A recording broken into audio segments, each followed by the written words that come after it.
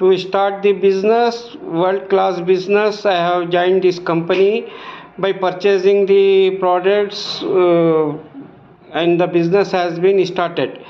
Now you can also, if you are interested, you can also join with me and start the business. मैंने ये business start किया हूँ world class business जो company join करके, और आप लोग भी बिज़नेस स्टार्ट करना है तो ये ವರ್ಲ್ಡ್ ಕ್ಲಾಸ್ ಕಂಪನಿ को ಜಾಯಿನ್ कर सकते हैं.